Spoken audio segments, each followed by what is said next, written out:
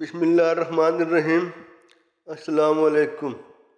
حضرت جابر بن سمرہ رضی اللہ تعالیٰ عنہ فرماتے ہیں کہ میں نے رسول اللہ صلی اللہ علیہ وآلہ وسلم کو فرماتے ہوئے سنا، قیامت سے پہلے جھوٹے لوگ ہوں گے۔ میں نے کہا، کیا آپ نے رسول اللہ صلی اللہ علیہ وآلہ وسلم سے یہ سنا ہے؟ حضرت جابر رضی اللہ تعالیٰ عنہ نے کہا، جی ہاں۔ حضرت جابر رضی اللہ تعالیٰ عنہ فرماتے ہیں کہ حضور صلی اللہ علیہ وآلہ وسلم نے فرمایا، میں مکہ میں ایک پتھر کو جانتا ہوں جو مجھ کو سلام کیا کرتا تھا جس وقت مجھے مبعوث کیا گیا۔ حضرت جابر بن سمرہ رضی اللہ تعالیٰ عنہ فرماتے ہیں کہ حضور صلی اللہ علیہ وآلہ وسلم نے فرمایا، جس کے 3 بچے فوت ہو گئے اور اس نے ان پر صبر کیا اور ثواب حاصل کیا تو اس کے لیے جنت واجب ہو گئی۔ حضرت ام ایمن رضی اللہ تعالیٰ عنہ نے عرض کی، اگر 2 فوت ہو جائیں؟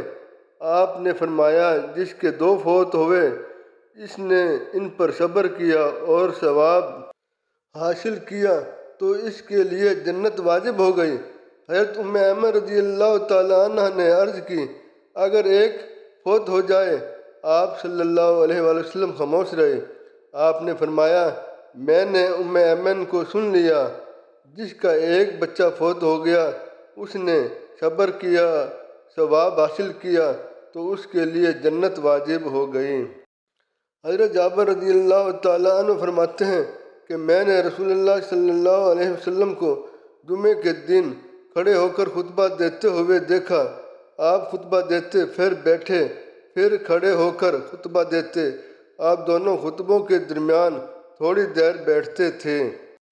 حضرت جابر رضی اللہ تعالیٰ عنہ فرماتے ہیں کہ حضور صلی اللہ علیہ وآلہ وسلم ممبر پر جلوہ افروز ہوئے۔ آپ نے 3 دفعہ آمین کہا۔ آپ نے فرمایا، میرے پاس حضرت جبرائیل علیہ السلام تشریف لائے۔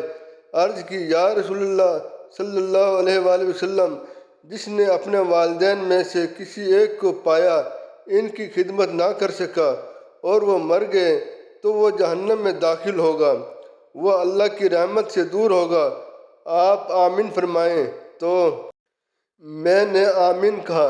عرض کی، اے محمد صلی اللہ علیہ وآلہ وسلم، جس نے رمضان کا مہینہ پایا وہ مر گیا اس حالت میں کہ اپنی بخشش نہ کروا سکا، وہ جہنم میں داخل ہو گیا، وہ اللہ کی رحمت سے دور ہوا۔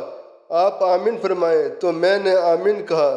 عرض کی، جس کے پاس آپ کا نام لیا جائے اور وہ آپ کی بارگاہ میں درود نہ پڑھے اور مر گیا تو وہ جہنم میں داخل ہوا، اللہ کی رحمت سے دور ہوا۔ آپ آمین فرمائیں۔ میں نے آمین کہی۔